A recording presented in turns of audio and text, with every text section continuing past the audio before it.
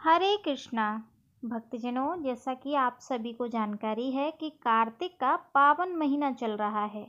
ऐसे में कार्तिक महीने में अगर आप कुछ पुण्य या पूजा पाठ कर लेते हैं तो आपके साथ साथ आपके परिवार के भी कष्ट दूर हो जाते हैं, क्योंकि 12 महीनों में सबसे श्रेष्ठ और उत्तम जो महीना है वो कार्तिक को माना जाता है। ऐसे में कार्तिक महीने में श्री हरि विष्णु और माता लक्ष्मी की पूजा की जाती है। आप सभी से निवेदन है कि अगर आप कार्तिक के महीने में पूजा पाठ कर लेते हैं तो आपके निश्चित ही सभी कष्ट कलेश दूर हो जाएंगे और साथ ही साथ माँ लक्ष्मी की भी कृपा होगी। जैसा कि आप सभी जानते हैं कि 2 अध्याय हम इस चैनल पर डाल चुके हैं। तीसरा अध्याय का श्रवण करेंगे आज। किस प्रकार सत्यभामा अपने पति श्री कृष्णचंद्र जी से वार्तालाप करती हैं और किस प्रकार से वो प्रश्न करती हैं, सब कुछ जानेंगे इस छोटी सी वीडियो में। कार्तिक मास में अगर आप कार्तिक मास का महात्म्य कथा का अध्याय करते हैं तो आपके निश्चित ही मनोकामना पूर्ण होती है, साथ ही साथ आप सभी बंधनों से मुक्त होकर वैकुंठ को प्राप्त होते हैं। तो भक्तजनों, आज हम आपके साथ श्रवण करेंगे कि कार्तिक मास का अध्याय 3 किस प्रकार सत्यभामा अपने श्री कृष्ण जी से बात करती हैं। तो शुरू करते हैं। बोलो विष्णु भगवान की जय। सत्यभामा ने कहा, हे प्रभु, आप तो सभी काल में व्यापक हैं और सभी काल आपके आगे एक समान है। फिर ये कार्तिक मास ही सभी मासों में श्रेष्ठ क्यों है? आप सभी तिथियों में एकादशी और सभी मासों में कार्तिक मास को ही अपना प्रिय क्यों कहते हैं? इसका क्या मतलब है? भगवान श्री कृष्ण ने कहा, हे भामिनी, तुमने बहुत अच्छा प्रश्न किया। मैं तुम्हें इसका उत्तर देता हूँ, ध्यान पूर्वक सुनो। इसी प्रकार एक बार महाराज बैन के पुत्र राजा पृथु ने प्रश्न के उत्तर में देवर्षि नारद से प्रश्न किया था और जिसका उत्तर देते हुए नारद जी ने उसे कार्तिक मास की महिमा बताते हुए कहा, हे राजन, एक समय शंख नाम का एक राक्षस बहुत बलवान और अत्याचारी हो गया था। उसके अत्याचारों से तीनों लोकों में त्राही त्राही मच गई। उस शंखासुर ने स्वर्ग में निवास करने वाले देवताओं पर विजय प्राप्त कर इंद्र देवता और लोकपालों के अधिकारों को छीन लिया। उससे भयभीत होकर समस्त देवता अपने परिवार के सदस्यों के साथ सुमेरु पर्वत की गुफाओं में बहुत दिनों तक छिपे रहे। तत्पश्चात वे निश्चिंत होकर सुमेरु पर्वत की गुफाओं में ही रहने लगे। उधर जब शंखासुर को इस बात का पता चला कि देवता आनंद पूर्वक सुमेरु पर्वत की गुफाओं में निवास कर रहे हैं, तो उसने सोचा कि ऐसी कोई दिव्य शक्ति अवश्य है जिसके प्रभाव से अधिकारहीन यह देवता अभी भी बलवान है। सोचते सोचते वह इस निर्णय पर पहुंचा कि वेद मंत्रों के बल के कारण ही देवता बलवान हो रहे हैं। यदि इनसे वेद मंत्र छीन लिए जाएं तो वे बलवानहीन हो जाएंगे। ऐसा विचार कर शंखासुर ब्रह्मा जी के सत्यलोक से शीघ्र ही वेदों को हर लाया। उसके द्वारा ले जाए जाते हुए भय से उसके चंगुल से निकल भागे और जल में समा गए। शंखासुर ने वेद मंत्रों तथा बीज मंत्रों को ढूंढते हुए सागर में प्रवेश किया, परंतु ना तो उसको वेद मंत्र मिले और ना ही बीज मंत्र।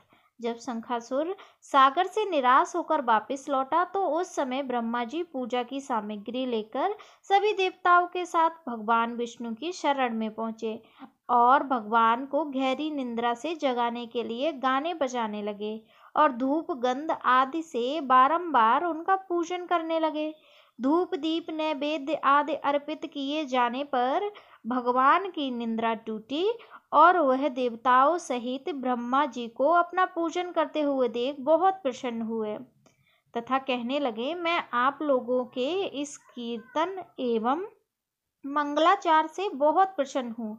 आप अपना अभिष्ट वरदान मांगिए, मैं अवश्य प्रदान करूँगा। जो मनुष्य अश्विन शुक्ल की एकादशी से देवोत्थान एकादशी तक ब्रह्म मुहूर्त में उठकर मेरी पूजा करेंगे, उन्हें तुम्हारी ही भांति मेरे प्रसन्न होने का कारण सुख की प्राप्ति होगी। आप लोग जो अर्घ, आचमन और जल आदि सामग्री मेरे लिए लाए हैं, वे अनंत गुणों वाली होकर आपका कल्याण करेगी। शंखासुर द्वारा हरे गए संपूर्ण वेद जल में स्थित हैं। मैं सागर पुत्र शंखासुर का वध करके उन वेदों को अभी लाए देता हूँ। आज से मंत्र बीज और वेदों सहित मैं प्रतिवर्ष कार्तिक मास में जल में विश्राम किया करूँगा। अब मैं मत्स्य का रूप धारण करके जल में जाता हूँ। तुम सब देवता भी मुनीश्वरों सहित मेरे साथ जल में आओ। इस कार्तिक मास में जो श्रेष्ठ मनुष्य प्रातःकाल स्नान करते हैं, वे सब यज्ञ के अवभृत स्नान द्वारा भली भांति नहा लेते हैं। हे देवेंद्र, की कार्तिक मास में व्रत करने वालों को सब प्रकार से धन, पुत्र पुत्री आदि देते रहना और उनकी सभी आपत्तियों से रक्षा करना। हे धनपति कुबेर, मेरी आज्ञा के अनुसार तुम उनके धन धान्य की वृद्धि करना, क्योंकि इस प्रकार का आचरण करने वाला मनुष्य मेरा रूप धारण करके जीवन मुक्त हो जाता है। जो मनुष्य जन्म से लेकर मृत्यु तक विधि पूर्वक इस उत्तम व्रत को करता है, वह आप लोगों का भी पूजनीय है। कार्तिक शुक्ल पक्ष की एकादशी तिथि को तुम लोगों ने मुझे जगाया है, इसलिए यह तिथि मेरे लिए अत्यंत प्रीतिदायिनी और माननीय है। हे देवताओं, यह दोनों व्रत नियम पूर्वक करने से मनुष्य मेरा सानिध्य प्राप्त कर लेंगे। इन व्रतों को करने से जो फल मिलता है, वह अन्य किसी व्रत से नहीं मिलता। अतः प्रत्येक मनुष्य को सुखी और निरोग रहने के लिए कार्तिक महात्म्य और एकादशी की कथा सुनते हुए उपयुक्त नियमों का पालन करना चाहिए। भक्तजनों, ये तीसरा अध्याय यहाँ पर समाप्त होता है। अब चलिए यहाँ पर पौराणिक कथा भी सुन लेते हैं। भक्तजनों, कार्तिक मास सबसे पवित्र और सबसे उत्तम क्यों माना जाता है, इसकी महिमा पर हम प्रकाश डालेंगे, श्रवण करेंगे। और जो सच्चे मन से श्रद्धा भाव से कार्तिक मास की महिमा का गुणगान करता है अथवा सुनता है, उसकी सभी मनोकामना शीघ्र अतिशीघ्र पूर्ण होती हैं। श्री हरि की कृपा रहती है और घर में माँ लक्ष्मी का आगमन बना रहता है। तो चलिए शुरुआत करते हैं। कार्तिक मास हिंदुओं के लिए सबसे पवित्र महीना है। इस महीने की देवी श्रीमती राधा रानी है। इस महीने हम जो भी आध्यात्मिक गतिविधि करते हैं, वह श्रीमती राधा रानी को प्रसन्न करने वाली होती है। और राधा प्रसन्न हो तो भगवान श्री कृष्ण प्रसन्न होते हैं। इस वर्ष 2024 कार्तिक मास 18 अक्टूबर से प्रारंभ होकर 15 नवंबर को समाप्त होगा।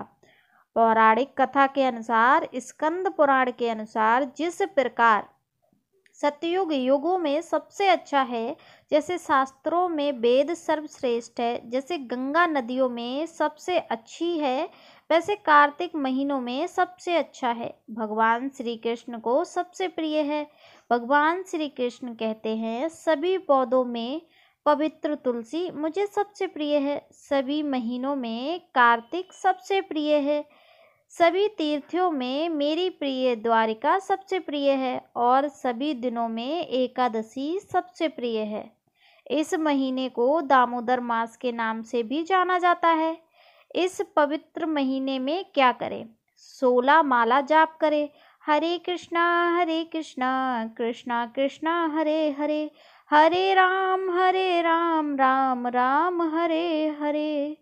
कार्तिक मास में दीपक जलाएं। लाखों जन्मों के पाप पलक झपकते ही नष्ट हो जाते हैं। भले ही कोई मंत्र ना हो, कोई पवित्र कर्म ना हो और कोई पवित्रता ना हो, कार्तिक के महीने में दीपक जलाने से सब कुछ सही हो जाता है। दामोदर अष्टकम पढ़ें।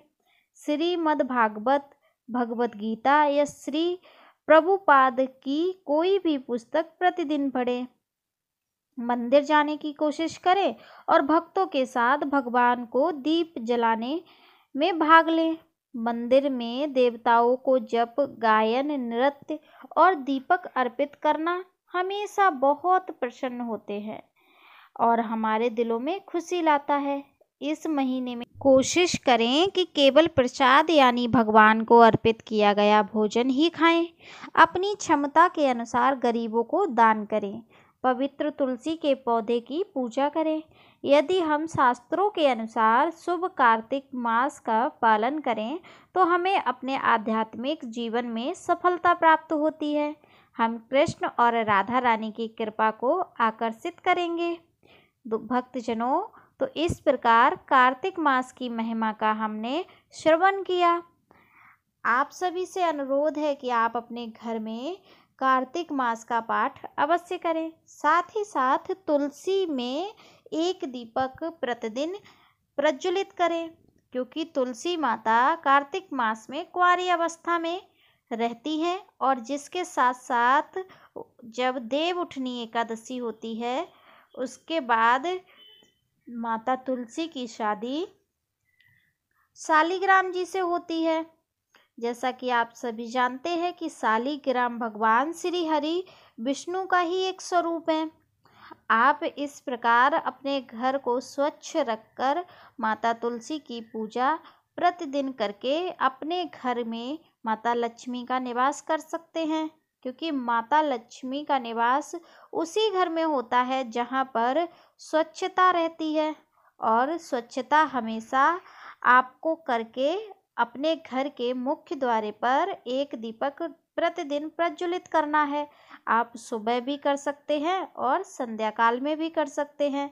भक्तजनों, ये जानकारी आपको किस प्रकार लगी कमेंट सेक्शन में ज़रूर बताएं और हरे कृष्णा लिखना ना भूलें। मिलते हैं किसी विशेष वीडियो की जानकारी के साथ, तब तक के लिए राधे राधे।